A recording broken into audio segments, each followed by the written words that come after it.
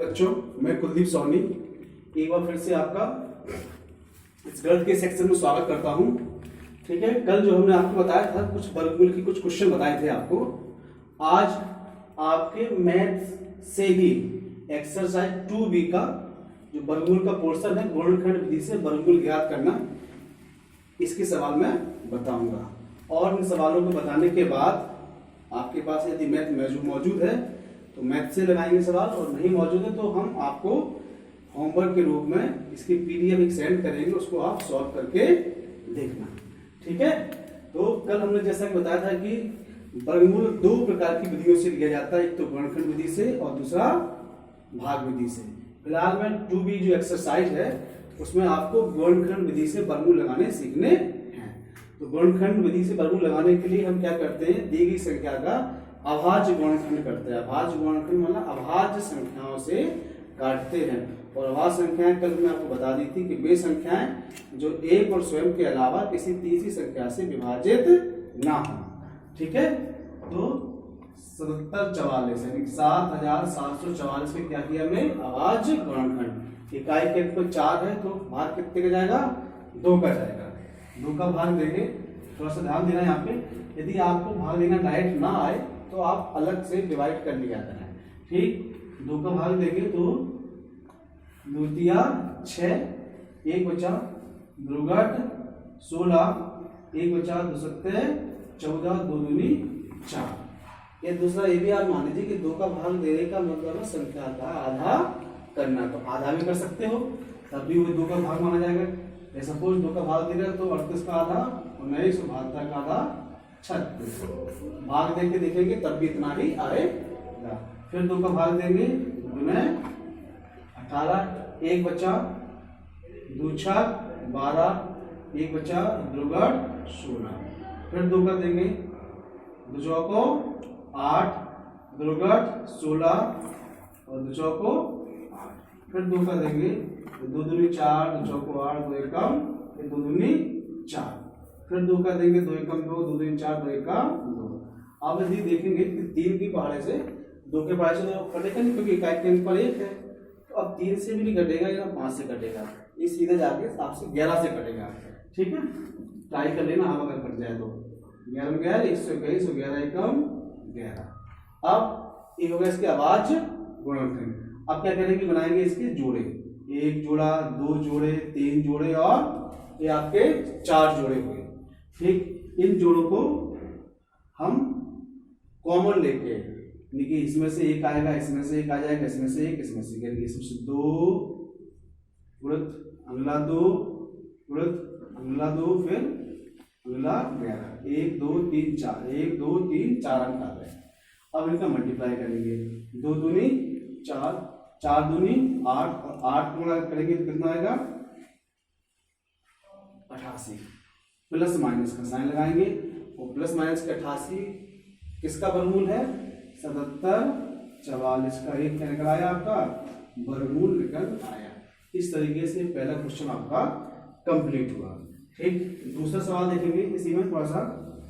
दूसरा देखिए 1166 4 यानी कि 11664 के भी हम अभाज्य गुणनखंड करेंगे।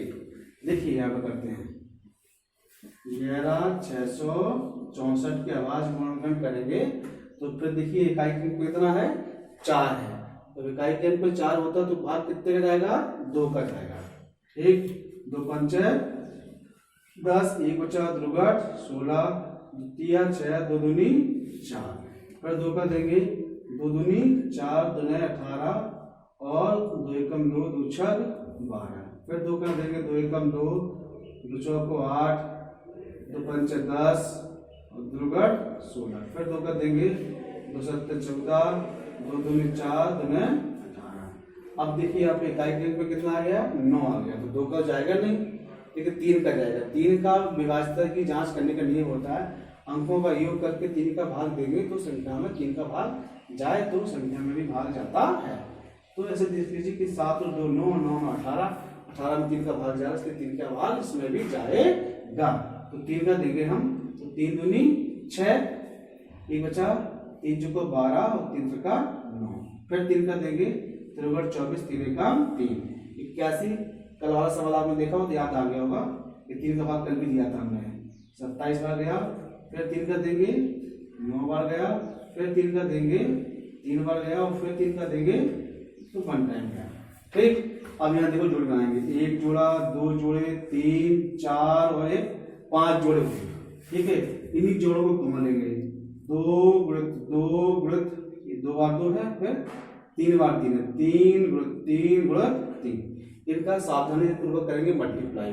इनके गुणा में कोई गलती नहीं होना चाहिए, यहाँ के गुणनखंड में कोई गलती नहीं होना चाहिए, तो आपका एक भी वर्गमूल गलत नहीं लगेगा। यदि आपने असावधानी बरती तो ये सवाल जरूर गलती होगा। तो देखें, 2 दूनी 4, 4 तिया 12, 12 तिया 36, और 36 गुणा 3 में करेंगे तो 36 तिया 108। उल्टा कर लीजिए, 3 का 9, 9 तिया 27, 27 दूनी 54, 54 दूनी 108। तो अंडर रूट 1164 का जो मान आएगा वो 108 का क्या आएंगे, प्लस माइनस के आएंगे। अब देखिए भाई साहब कि पहला और दूसरा सवाल तो हमने बता दिया, तीसरा और चौथा आप स्वयं लगाकर देखना, तीसरा और चौथा स्वयं लगाकर देखना, और इसके बाद दूसरा सवाल से भी कुछ सवाल हम आपको बता रहे हैं। देखिए अब क्वेश्चन नंबर दूसरा बता रहा है, दूसरा का फर्स्ट बता रहा है, दूसरा में आपके 1 2 3 4 5 क्वेश्चन, इसमें कम से कम 2 क्वेश्चन आपको हम बताएंगे, और बाकी के 3 आपको शेयर करना है। यदि नहीं आएंगे तो फिर हम अगली वाली क्लास में बता देंगे। ठीक, यहाँ 625/1296 है।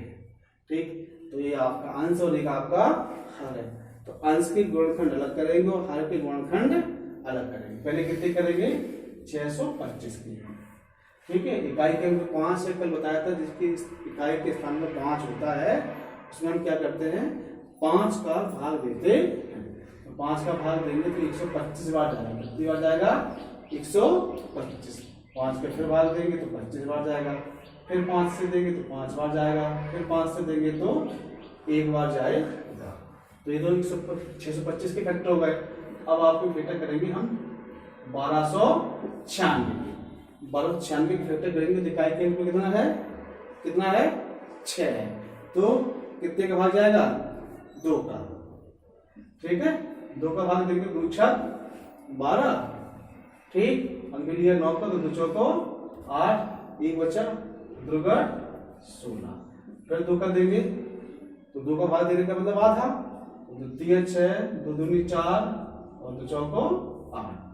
अब फिर 2 का देंगे तो 32 में जाएगा कितनी बार, 16 बार, यहाँ तो 162। फिर 2 का देंगे तो 8 और 1, देखो वही चीज की पुनरावृत्ति हुई। फिर 3 का देंगे लगातार, 3 से 27, 27 फिर 3 से 9, फिर 3 से 3, फिर 3 से 1। ठीक, अब यहाँ बनाएंगे जोड़े, 1 जोड़ा 2 जोड़ा, यानी कि 5 गुणित 5 लिए यहाँ पे 1 जोड़ा 2 जोड़े 3 जोड़े और 4 जोड़े, यानी कि 2 गुणित 2 गुणित 3 गुणित 3। अब इनका करेंगे मल्टीप्लाई, 55 25, 2 दूनी 4, 4 तिया 12, 12 36, प्लस माइनस के 25/36, 25/36 आपका किसका वर्गमूल आया, अंडर रूट 625/1296 का ये आ गया वर्गमूल। अब दूसरे में से एक क्वेश्चन और बता रहे हैं आपको, 529/196 आप लगा लेंगे। तीसरे चौथे 5वें सवाल में श्रेय बटाना है, यानी कि भिन्न का मिश्र रूप है, तो कोई भी एक सवाल उठा लेते हैं। सपोज हमने उठाया चौथा, कौन सा उठाया, चौथा सवाल उठाया। चौथा सवाल में है 23 सही 26/121, ये चौथा सवाल है। तो मिश्र भिन्न है, तो मिश्र भिन्न को पहले कैसे बदलते हैं, विषम भिन्न में। भिन्न के प्रकार तो पढ़े होंगे, कक्षा 4 पाए जाते हैं। ठीक है, मिश्र भिन्न को कहाँ बदलेंगे, पहले हम विषम भिन्न। विषम माने इम्प्रॉपर फ्रैक्शन, कौन सा, इम्प्रॉपर फ्रैक्शन। ठीक है, भिन्न 3 प्रकार की होती है, सम भिन्न, विषम भिन्न और मिश्र भिन्न। 121 का पहले 23 में करेंगे गुणा, तो 23 में गुणा करने के बाद 26 में क्या करेंगे, हम जोड़ेंगे, तो एक किसमें बदल जाएगी, इम्प्रॉपर फ्रैक्शन में, अर्थात विषम भिन्न में बदल जाएगी। तो पहले तो विषम भिन्न में बदलो, अलग गुणा कर सकते हैं।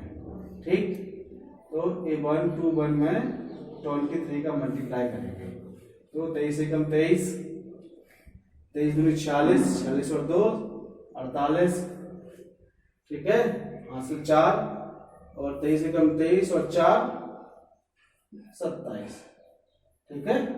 आप इसमें कितना जोड़ना, 26 ऐड होना है, 26 ऐड होगा तो 6 3 9, 8 और 2 10, 7 और 1 8 और 2, ठीक है, 6 3 9 8 2 10, 7 1 8 हासिल 1 तो 2809 कितना होगा, 2809 बटे 121।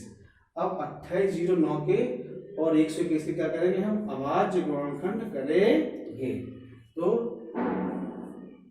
देखेंगे यहां पर 2809 के पहले अभाज्य गुणनखंड करेंगे, 121 का तो सिंपल है, 11 में 121 तो 11 आ जाएगा। लेकिन देखें यहाँ पर 8 2 10 19, 3 का तो भाग जा नहीं रहा, ठीक, 5 का जाएगा नहीं, 2 का जाएगा नहीं, अब 7 का भी जा रहा, ठीक, 11 का देखते हैं, 11 दूनी 22 और 11 दूनी 22। चलिए हमने यहाँ पर क्या किया कि 2809 के फैक्टर करने की कोशिश की, तो 2 से 3 से ऐसे तमाम गुणा करेंगे तो सीधा जाकर कितने का होगा, 53 से होगा, किससे होगा, 53 से। 53 अपने आप में एक अभाज्य संख्या है। अब आप सोचें कि इतनी बड़ी संख्या से भाग देना कैसे सीखे, तो इसी समस्या से बचने के लिए अब हम कठिन सवालों में भाग विधि से वर्गमूल लेने की प्रक्रिया को अपनाते हैं। लेकिन फिलहाल में यहाँ पे गुणनखंड विधि है तो गुणनखंड विधि का ही प्रयोग करेंगे।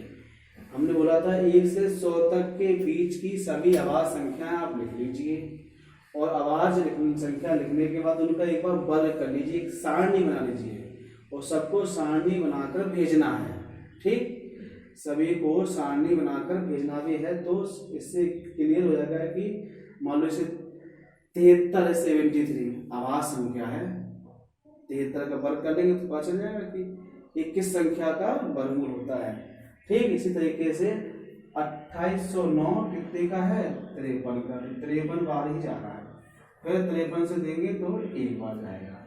इस तरीके से आपका ये फैक्टर हुए कंप्लीट। 121 के फैक्टर कंफर्म होते हैं, कितने होते हैं, कितने होते हैं, 11, यानी कि 121 का जो वर्गमूल होता है वो 11 होता है। आप चाहें तो यहाँ पे कर लीजिए, 1 2 1 में 11 का भाग जाएगा 11 बार और फिर 11 का भाग देंगे तो 1 बार जाएगा। आप क्या करेंगे यहाँ पर 53/11, इसका आ गया क्या, ये वर्गमूल आ गया। लेकिन चूंकि मिश्र भिन्न में रहा था तो आंसर भी इसका मिश्र भिन्न में ही आएगा।